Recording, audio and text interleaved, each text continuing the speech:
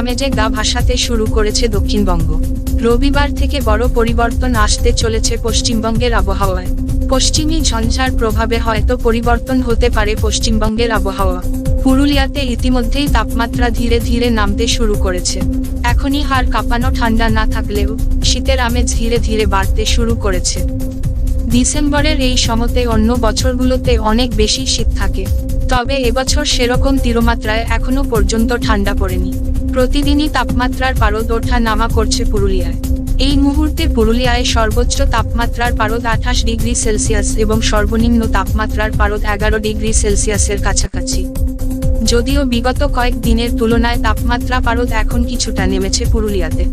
আবহাওয়া দপ্তর বলছে, কলকাতা সহ দক্ষিণবঙ্গের জেলাগুলিতে আগামী 3 দিনে তাপমাত্রা আরও 2 থেকে 3 ডিগ্রি পর্যন্ত কমতে পারে। তবে তাপমাত্রা আবারও বাড়বে তারপর থেকে। সোমবার বৃষ্টির সম্ভাবনা রয়েছে দক্ষিণবঙ্গের 8টি জেলায়।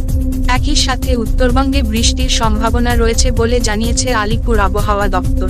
হালকা বৃষ্টি হতে পারে দার্জিলিং এবং কালিম্পং জেলায়। জলপাইগুড়ি, আলিপুরদুয়ার এবং কোচবিহারে বৃষ্টিপাত হবার সম্ভাবনা রয়েছে।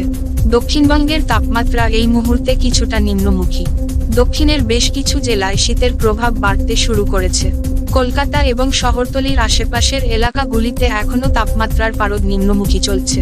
প্রবল শীত পড়তে এখনো খানিকটা দেরি থাকলেও তাপমাত্রার পারদ নিম্নমুখী বলা চলে।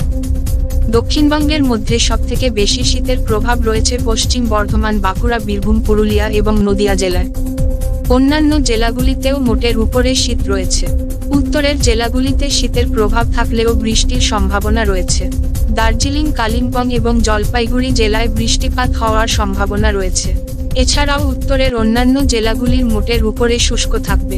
শীত ক্রমশ বাড়বে উত্তরের কয়েকটি জেলায়, তবে দক্ষিণের বেশ কিছু জায়গায় শীতের প্রভাব আগের থেকে বেড়েছে।